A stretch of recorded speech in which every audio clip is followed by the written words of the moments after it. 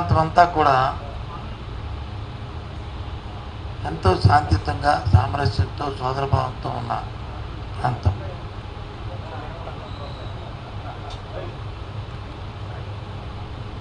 ఎన్నికల నేపథ్యంలో కూడా ఎక్కడో చిన్న చిన్న సంఘటనలు తప్ప పెద్ద సంఘటనలు ఎక్కడా జరగలే, ఏ విధంగా ఇబ్బంది జరగలే. అటు రాజకీయ పక్షాలు కానీ ప్రజలు కానీ లేదా అధికారులు కానీ అధికార యంత్రాంగాలు కానీ అందరూ కూడా ఎవరి బాధ్యత వారు వారి వారి పరిధుల్లో ఏదైతే మనకున్న సాంప్రదాయం ఉన్నాయో వాటి ప్రకారం ఎన్నికలు జరుపుకున్నాం.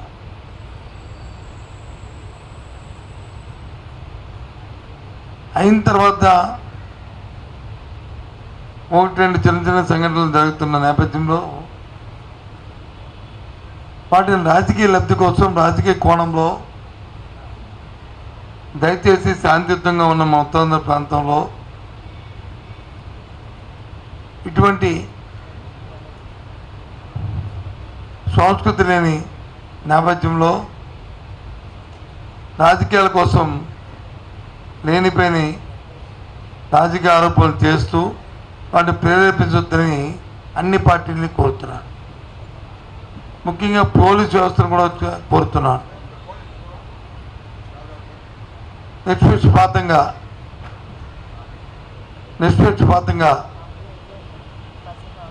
ఏ సంఘటన పట్ల ఏ రాజకీయ పార్టీలు ఉన్నప్పటికీ కూడా తప్పుగా చూస్తూ చర్య తీసుకోమని కూడా నేను రిక్వెస్ట్ చేస్తున్నాను, డిమాండ్ చేస్తున్నాను. అదే నేపథ్యంలో రాజకీయ నాయకులు కూడా అనవసరంగా ఆరోపణలు చేసుకొని నిందారోపణలు చేయడం అనేది తగదు. ఇటువంటిని హింసని ప్రోత్సహించొద్దు. మా వరకు వైసీపీ పార్టీ దానికి పూర్తి వ్యతిరేకమని చెప్పి మనం చేస్తాం. ఇలాంటి సంఘటనలు ఏ పరిస్థితుల్లో ఎట్టి పరిస్థితులు కూడా ఉపేక్షించమని మనం చేస్తాం. నిన్నెక్కడో విశాఖ పార్లమెంటరీ పరిధిలో ఒక సంఘటన జరిగింది. దాన్ని వచ్చి రాజకీయ కోణంలో రాజకీయ ఉద్దేశంతో లేనిపోయిన ఆపాదనలు సృష్టిస్తూ మాట్లాడడం సమంజసం కాదని మనం చేస్తున్నాను. పూర్వపరాలు తెలుసుకొని చేయాలని, అలాగే సైమల్టేనియస్గా నేను కూడా పోలీసు అధికారులతో మాట్లాడడం జరిగింది. ఒకవేళ నిజంగా దాన్ని రాజకీయ ప్రారంభం కానీ కక్షపూరితమైన చర్యగా అది అయితే మాత్రం నిష్పక్షపాతంగా చర్య తీసుకోవాలని కూడా డిమాండ్ చేస్తున్నాను. ఎందుకంటే మా ఉత్తరాంధ్ర ప్రాంతం ఎంతో సామరస్యంగా సోదర భావంతో మెలిగే మనుషులు. రేపు 9వ తారీఖు నాడు జగన్మోహన్ రెడ్డి ప్రమాణ స్వీకారం చేసిన తర్వాత ఈ ప్రాంత ఎగ్జిక్యూటివ్ క్యాపిటల్గా వస్తూ ఎంతో ప్రపంచ స్థాయిలో ఈ పట్టణం అభివృద్ధి చెందుతున్న నేపథ్యంలో దీన్ని మనం కాపాడుకోవాల్సిన బాధ్యత, ఈ ప్రాంతాన్ని అభివృద్ధి చేసుకునే బాధ్యత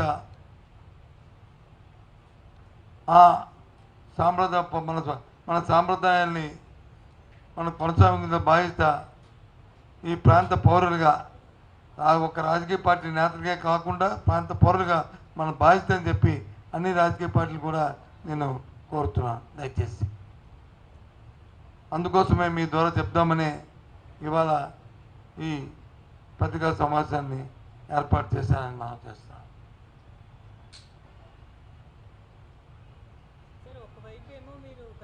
ప్రమాణ స్వీకారం చేస్తారని చెప్తున్నారు, ఇంకోవైపు ఏమో కంప్లైంట్లు ఇస్తున్నారు. ఏమైనా ల్యాక్ ఆఫ్ కాన్ఫిడెన్స్ లాంటిది? మేమేమి కంప్లైంట్లు వచ్చి ప్రమాణ స్వీకారానికి కంప్లైంట్కి సంబంధం లేదు. కంప్లైంట్ దేనికి నిన్న గవర్నర్ గారిని కలిసామంటే మేము ఎలక్షన్ కమిషన్ ఎవరైతే నియమించిందో ఒక అధికారిని, ఓ రిటైర్డ్ పోలీస్ ఆఫీసర్ని లా అండ్ ఆర్డర్ సంబంధించి పర్యవేక్షించడానికి ఆ అధికారి ఏకపక్ష నిర్ణయం తీసుకోవడం వల్ల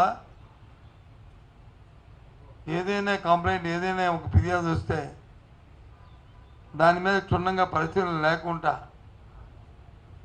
చర్య తీసుకొని ఏ ప్రాంతంలో అయితే జిల్లాధికారులను మార్చారో ఆ ప్రాంతంలోనే సంఘటనలు జరిగాయి. జరిగిన సంఘటన పట్ల ముందు కానీ వెనక్కి కానీ దాని మీద ఆలోచన చేయలేదని చర్యలు తీసుకోలేదని చెప్పాం. ఒక అధికారిని నియమించే ముందు ఇటువంటి సున్నితమైన సమయాల్లో అధికారి తాలూకా యాంటీడేట్ వెరిఫికేషన్ చేసుకోవాలి. పూర్వపరంలో వారి తాలూకా ఎక్స్పీరియన్స్, వారి ఉద్యోగ బాధ్యతలు నిర్వర్తించినప్పుడు జరిగిన సంఘటనలు అవన్నీ పరిగణలోకి తీసుకొని చేయవలసిన బాధ్యత ఉంది. అలా కాకుండా చేయడం వల్ల ఆ తొందరపాటు నిర్ణయాల వల్ల ఈ జరిగాయని చెప్పని గవర్నర్ గారు ఫిర్యాదు చేశాం, సెంట్రల్ కమిషన్ ఫిర్యాదు చేశాం. దాని మీద నిన్న జరిగిన తర్వాత వచ్చిన ఉత్తర్వులు కూడా మనం చూసాం. అంతే తప్ప మాకేం అభద్రతా భావంతో మేమేం చేయలే. ఎందుకంటే రాబోయే కాలం మళ్ళీ రాష్ట్రాన్ని పరిపాలించిన వైఎస్ఆర్సీ పార్టీ కాబట్టి అటువంటి సంగతి పునరావృతమయ్యి మళ్ళీ కక్షలు కారుణ్యాలతో ఉండకూడదు ఈ రాష్ట్రమని, శాంతియుత వాతావరణంలో ఉండాలని, సోదరభావంతో మెలగాలని నేను నిన్న తీసుకున్న నిర్ణయం. ఆ విషయం నిన్న కూడా చెప్పాను, మళ్ళీ ఇప్పుడు కూడా చెప్తున్నాను. దీనికి ముందు కూడా విశాఖపట్నంలో జరిగిన ఉత్తాన జరిగిన దానికి కూడా అదే విషయాన్ని చెప్పాను.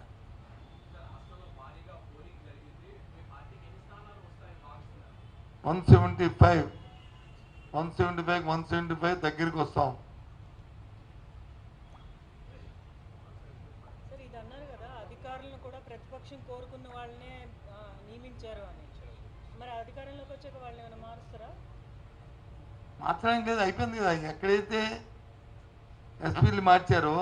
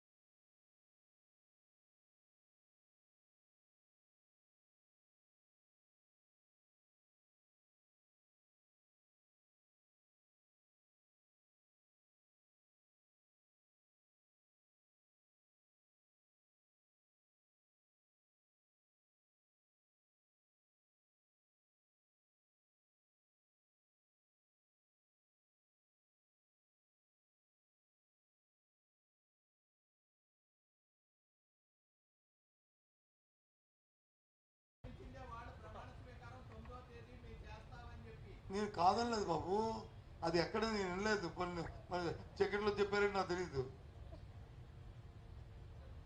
నేను ముందు వెనక వినలేదు, నేను ఎక్కడ వినలేదు అని చెప్తున్నాను. ఐఎమ్ సారీ, నేను వినకపోవడం నాకు తప్పవచ్చు, నేను వినకపోవడం నాకు తప్పవచ్చు.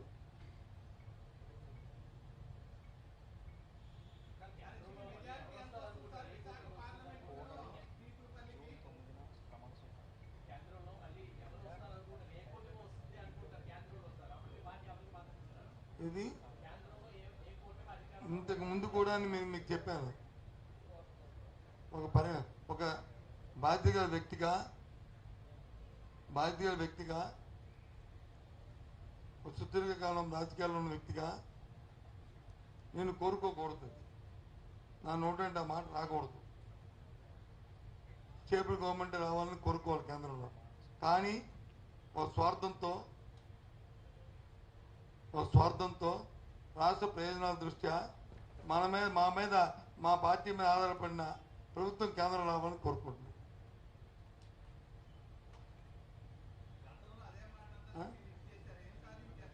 ఏమి ఎక్కడొచ్చింది? మీరు ఏ దేశంలో ఉన్నారో నాకు తెలీదు. మీరు భారతదేశంలో ఉన్నారో అమెరికాలో ఉన్నారో? 22 కాదు బాబు, ఏం అంత నేను మాట్లాడుతుంది ఏంటి, మీరు మాట్లాడుతుంది ఏంటి? 22 అనలేదు, మా మీద ఆధారపడిన ప్రభుత్వం కేంద్రం రావాలి. అండర్లైన్. మీరు ఏదో ఆక్యుపైమెంట్తో మాట్లాడితే నేను ఎవరిదో ఆక్యుపైమెంట్ అయితే ముందు రాసిచ్చేయండి, రాసిచ్చేస్తే మీరేం చెప్పండి చెప్తాను, తప్పలేదు. నేను క్లియర్ కట్గా చెప్తాను. నా దగ్గర యాంబిక్యూటీ లేదు, నాది షార్ట్గా ఉంటుంది. మీరు చెప్పిన ప్రశ్నకి నా సమాధానం. ఉత్తరాంధ్రలో 175 వస్తే 34 వస్తాయి. మరి 175లో 174 వస్తే అప్పుడు ఏది పోతుందంటే అప్పుడు చెప్తాను. నేను 175లో అదే ఉన్నాం, అత్యధిక స్థానాలు రావాలనుకుంటున్నాం. ఒకవేళ ఎక్కడ నేను పోతే అవన్నీ ఎక్కడ కడుతున్నాం అది త్వరలో చెప్తాం. ఏవో 2, 3, 5, 10 పోతే అనుకుంటే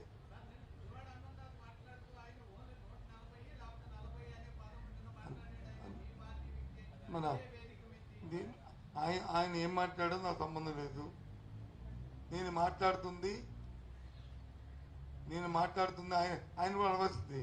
ఆయన ఈసారి అడిగినప్పుడు అడగండి, ఇది మీ వ్యక్తిగత అభిప్రాయమా, మీ పార్టీ అభిప్రాయమా, లేదు మీ ప్రభుత్వ తాలూకా నిర్ణయం అని. నేను మాట్లాడుతుంది నా పార్టీ అభిప్రాయం,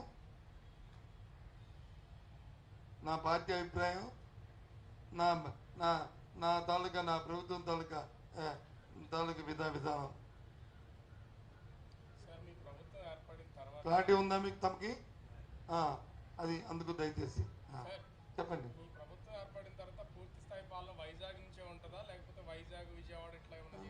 ఎగ్జిక్యూటివ్ క్యాబినెట్ వైజాగ్ అయినప్పుడు వచ్చి ఇంకా మళ్ళీ ఇక్కడ ఎందుకు ఉంటుంది?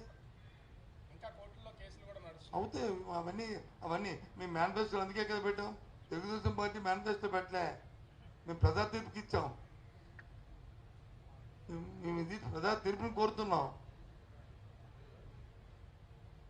ప్రజా తీర్పు వచ్చిన తర్వాత దాన్ని న్యాయస్థానాన్ని కోరుతాం. ఇగో ప్రజా తీర్పు ఇచ్చారండి, దయచేసి న్యాయస్థానం ఆలోచించేయండి అని అర్థిస్తాం. పెద్ద మనసుతో దీన్ని ఆలోచించండి. స్వార్థబోధితో కొంతమంది న్యాయస్థానాలకు వచ్చి దీన్ని అభివృద్ధిని ఆటంకపరుస్తున్న ఎవరైతే రాష్ట్ర ద్రోహులు ఉన్నారో వారి పట్ల అప్రమత్తంగా ఉండాలి. రాష్ట్ర అభివృద్ధికి మీరు సహకరించాలని కోరుతాం. దానిపైన బెంచ్ నిర్ణయం.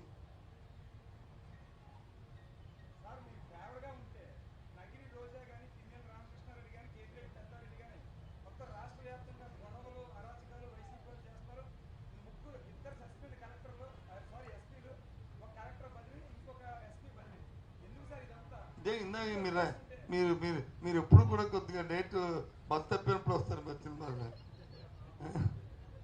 బస్సు వెళ్ళిపోయిన తర్వాత వస్తారు.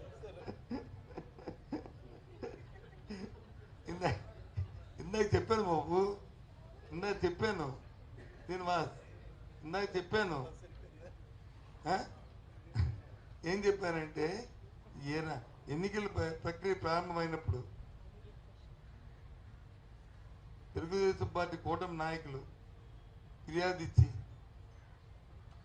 లా అండ్ ఆర్డర్ మీద, రాష్ట్రంలో అధికారుల మీద ఇక్కడే మనం మాట్లాడుకుందాం.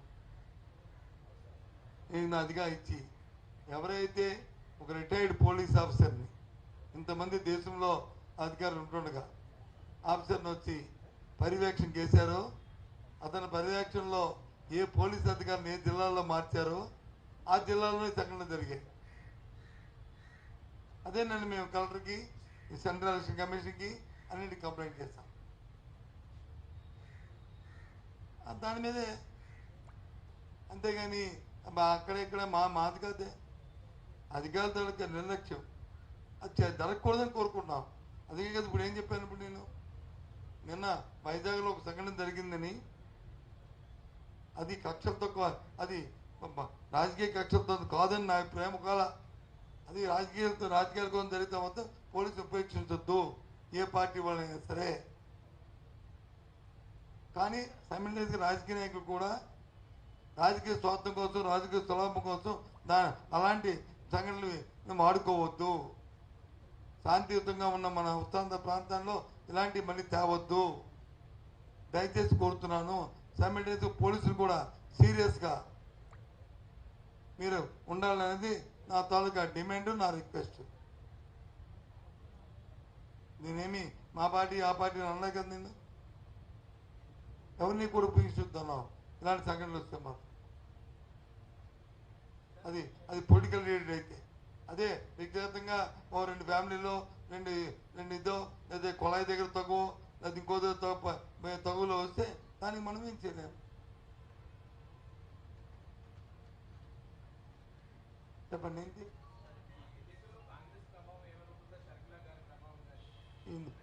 తినబోతులు వచ్చింది బ్రదర్, అయిపోయింది కదా, తినడం అయిపోయింది. 4 రోజులు లెక్కలు వచ్చేస్తాయి.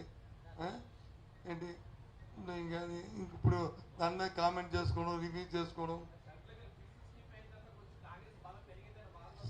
ఏదో మీ వాదన మీరు కనుక్కుంటే ఆ సంతపడి ఉండండి. నేనెందుకు కామెంట్ చేయాలి? 4 రోజుల్లో వచ్చిన దీనికి ఫలితాలకి 4 రోజుల్లో ఏదేమైనా బ్రహ్మాండమైన మెజారిటీతో, ఎక్కడ దేశం అభివృద్ధి మెజారిటీతో జగన్మోహన్ రెడ్డి గారు ప్రమాణ స్వీకారం చేయబోతున్నారు 9వ తేదీ నాడు అంగరంగ వైభవంగా విశాఖపట్నంలో. ఆ నేపథ్యంలో ఇలాంటి డిస్కషన్ అనేది ఎందుకు?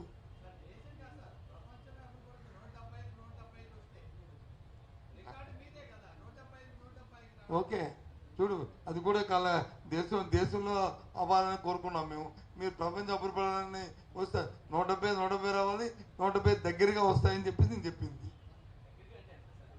అదే ఒకటి తగ్గొచ్చు, 2 తగ్గొచ్చు. ఇది నీ అభిప్రాయాలకి అయితే చంద్రబాబు పవన్ కళ్యాణ్ గెలుస్తారంటే వాళ్ళ కొడుకు పోను, వాళ్ళ బామ్మర్ది ఓడిపోతాడు. మరి నేను పేరు ఎత్తాను, నేను మీ అందరూ చెప్తున్నాను పేరు ఎత్తానండి. నేను పేరు ఎవరి పేరు ఎత్తానా? నేను ఒక్కరి పేరు ఎత్తలేదు. నేను ఎవరిని కించపరచలేదు, ఎవరిని అవమానపరచలేదు. ఆ 100% నియామకం వెనకాతల కొన్ని ఒత్తిడితో అతను వచ్చాడు అనేది మేము అనుకుంటున్నాం. అందుకే దేశంలో ఇంతమంది సీనియర్ అధికారులు ఉంటుండగా నువ్వు ఒక రిటైర్డ్ అధికారిని ఎందుకు ఇవ్వాల్సి వచ్చింది? రిటైర్డ్ అధికారికి ఏ అకౌంటబిలిటీ ఉంటుంది? ఒక రిటైర్డ్ అధికారి వస్తాడు, ఇంకో రిటైర్డ్ అధికారి ఇంటికి వచ్చి రాత్రి సీక్రెట్గా భోజనాలు చేస్తారు, మర్నాడు వచ్చి యాక్షన్లు ఉంటాయి. ఇంకెక్కడ మీరు మాట్లాడుతున్న ఈ అపవాదులకి, ఈ సస్పెన్షన్కి అసలు తావు కూడా ఎందుకు తావు ఇవ్వాలి? తావు ఇవ్వకూడదు కదా. మనం అది ఉంటుంది. కాబట్టి మళ్ళీ మీ ద్వారా కూడా అన్ని రాజకీయ పార్టీలు రిక్వెస్ట్ చేస్తాం. మన సాంప్రదాయం, మన సంస్కృతి, మా ఉత్తరాంధ్ర ప్రాంతంలో ఉన్న మన సోదర భావాన్ని, ఎన్నికల వరకే మనకి ఎన్నికల తర్వాత వచ్చి మనం మన ప్రాంత అభివృద్ధి అనే నినాదం ఏదైతే ఉందో ఈ మధ్యన కొద్దిగా డీవర్ట్ అవుతుంది. దయచేసి వద్దు. అభివృద్ధిలో మనం భాగస్వామ్యం ఉందని కోరుకుంటూ, ఒకవేళ ఏదైనా రాజకీయ కోణం రాజకీయ దానిగా జరిగితే మాత్రం పోలీసు మాత్రం అయితే ఉపేక్షించొద్దు. ఎంత బాగానే ఏ పార్టీ అయినా సరే మీరు చర్య తీసుకోవాలని నా డిమాండ్. ఓకేనా? రండి, మనం రూమ్లో కూర్చొని కాఫీ తక్కువ మాట్లాడుకుందాం.